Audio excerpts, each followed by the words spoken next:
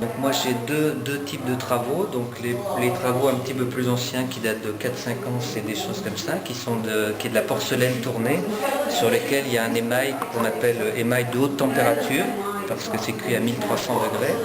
Et suivant un type de cuisson particulier et d'ailleurs assez délicat, on obtient des effets comme ça. Donc c'est un peu le même principe sur tout ce qui est sur cette table, avec après des couleurs et des effets différents.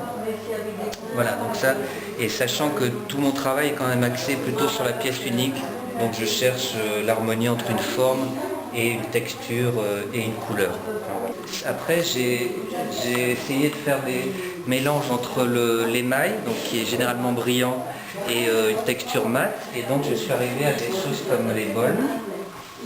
Donc les bols, en fait, c'est assez récent, et ce que je trouve intéressant, c'est que le bol est déformé un petit peu, donc c'est volontairement déformé, ça cache un peu l'aspect un peu monotone du bol, et l'extérieur est brut, d'ailleurs un peu rugueux si on touche, et l'intérieur par contre est émaillé, brillant, et donc ça crée un contraste entre l'intérieur et l'extérieur du bol.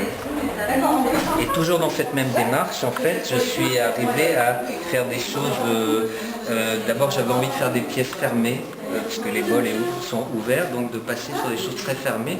Et du coup, je suis lancé dans une série d'œufs, enfin des œufs.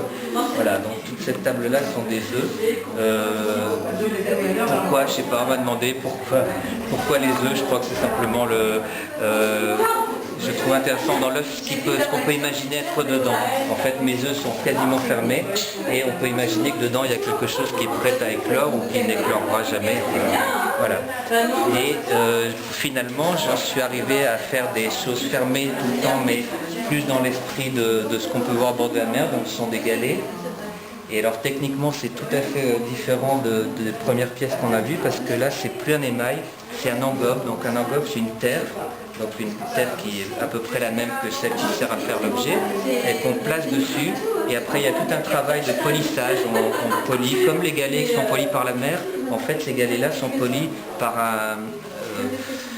moi j'utilise une petite pierre, enfin une pierre précieuse, et ça donne comme ça cet aspect très brillant qui n'est dû qu'au polissage. C'est-à-dire il n'y a pas de vernis dessus.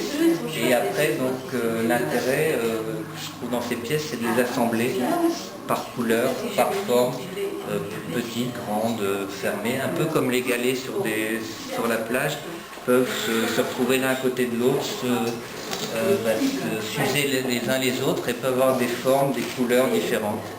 Et donc ça c'est le dernier travail que je fais. D'accord, vous êtes potier depuis combien d'années? Alors moi je me suis lancé professionnellement en 98, donc ça va faire un peu plus de 20 ans, mais je fais la poterie avant, et je me suis installé professionnellement quand j'estimais que j'avais suffisamment de technique pour proposer mes objets soit dans des marchés, soit dans des expositions, et sachant qu'on n'a jamais, en poterie, on n'est jamais arrivé au chef-d'œuvre, enfin au modèle. On a toujours eu travail à faire, que ce soit dans le façonnage ou dans les émaux, puisque moi c'est quand même ce qu'on met sur les pièces, c'est quand même ce qui m'intéresse de façon primordiale. Donc on peut vous retrouver ici à l'Office de tourisme jusqu'au quand? Voilà, donc je suis ici jusqu'au 8 juin. Oui. Et puis sinon j'ai un atelier qui n'est pas très loin d'ici, à Concorède, qui est ouvert au public. Sur rendez-vous? Plutôt sur rendez-vous hors saison, et puis à partir de la saison où les gens viennent un peu, normalement c'est ouvert.